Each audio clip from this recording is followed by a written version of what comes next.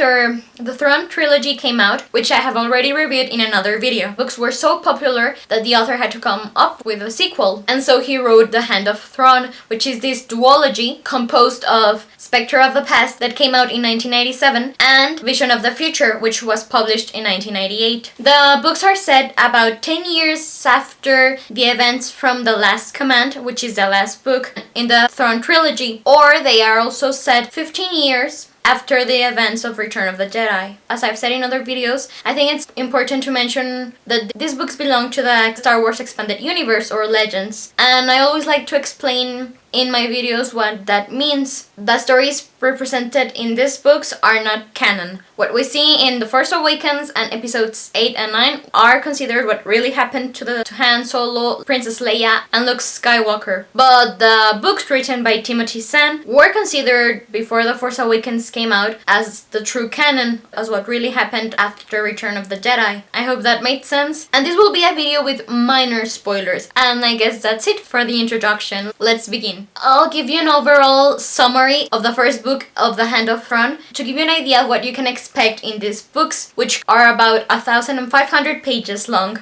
Luke is now a Jedi Master, and as I've said, it's set 15 years after Return of the Jedi. So of course now he's this grown-up man, though he still retains some of the traits we see in the movies. For example, his innocence, naivety at some points. But despite that, we learn that in the 15 years that have elapsed since Return of the Jedi and Spectre of the Past, a lot of things have happened to him. He's created a Jedi Academy, and he's also fallen in love, and of course he's been tempted by the dark side more than once. And in the end I learned that he had done things that I would never have thought possible, but they were interesting. And the Solos. Han and Leia are still married. They have 3 children. Jason and Jaina are twins, and they're about 9 years old. And then they have Anakin, who is a year younger. Unfortunately, we don't get a lot of scenes between Han, Leia, and their children. So if you were expecting or want to see Han and Leia as parents, you won't really get that. I must mention though that if you're expecting these adventures between Han, Leia, and Luke, you'll be disappointed, because Timothy Zahn does this writing technique that I think really works, and he did it in the Thrawn Trilogy. And basically this means that he gives Han, Leia, and Luke their independent storylines. This really works because we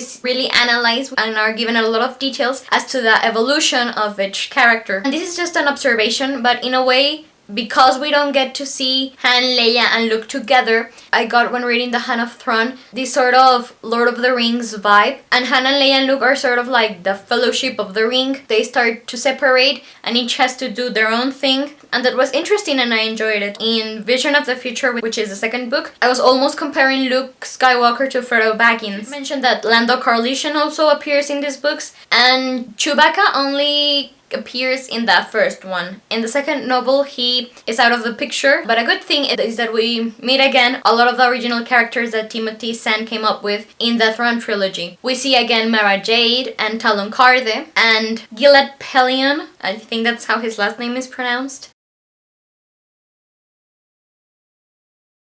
Even though it's been 15 years since the Emperor and Vader were overthrown, the remnants of the Empire are still there. They're still a threat to the New Republic, and particularly because the New Republic at the start of the Hand of Thrawn is having a lot of struggles and inner conflicts, and then everything gets worse because rumors start to spread that Grand Admiral Thrawn, the villain from the Thrawn Trilogy, is once again operating as the head of the Empire. I really like Timothy Zahn's writing, and he creates all of these planets and races and war lore and history that really sound believable and really fit in the Star Wars universe. And I really enjoy reading the conversations that some characters have, to the evolutions they go through from beginning to end. And I really enjoy the fact that Timothy Zahn creates these original characters that surprise me all the time. There are just way too many storylines to keep up with. I thought this happened more in The Hand of Thrawn than in the Thrawn Trilogy, but if you aren't paying close attention, you can get mixed up with all the storylines going on. And then Timothy Zahn introduces all of these original characters with alien names, so it was a little bit confused at times about who he was talking about in certain points. And also, I think that Timothy Zahn has a little bit of a problem when he has to write the climax of his stories and the endings. They are good endings, but they aren't written very well. We get these really long storylines with a lot of details and events and happening that are leading up to this big climax, but when the climax finally comes, it's rushed in. It develops really quickly, and that harms some of his characters because you get this idea of what this character is like, and then out of nowhere, he or she ends up doing something really different that comes out as weird because the author had to write the ending and that reaction particularly quickly. But in the end, I do recommend these books if you are a Star Wars fan and if you like reading. This was a book review for the duology The Hand of Thrawn, written by Timothy Zahn, which serves as a sequel to the Thrawn Trilogy. In the description box, you can find links to the Goodreads pages of Spectre of the Past and Vision of the Future, as well as a link to my video where I review the Thrawn Trilogy. Thank you very much for watching. I'm Caro, the Mental Traveler, and I hope you're all having a great day. Goodbye.